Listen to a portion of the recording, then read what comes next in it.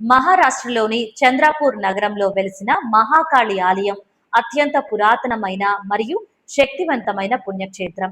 16వ శతాబ్దంలో గోండురాజు దుండి రాంషా ఈ ఆలయాన్ని నిర్మించారు. ఈ ఆలయంలో రెండు మహాకాళి విగ్రహాలు దర్శనమిస్తాయి. ప్రధాన విగ్రహం నిలబడి ఉన్న భంగిమలో ఉండగా, రెండవ విగ్రహం భూగర్భ గుహల్లో పడుకున్న భంగిమలో ఉంటుంది. యోగా నిద్రలో ఉన్న అమ్మవారిని దర్శించుకోవటానికి భక్తులు ఒక చిన్న సొరంగం వంటి మార్గం గుండా వెళ్ళవలసి ఉంటుంది.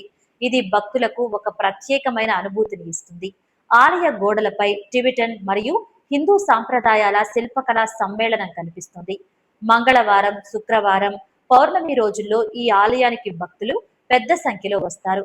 జర్పత్ నది ఒడ్డున ఉన్న ఈ ఆలయం చంద్రపూర్కు ప్రధాన సాంస్కృతిక చిహ్నంగా నిలుస్తోంది. ఈ ఆలయంలో భక్తులు ప్రత్యేక పూజలు నిర్వహించి ప్రశాంతతను పొందుతారు.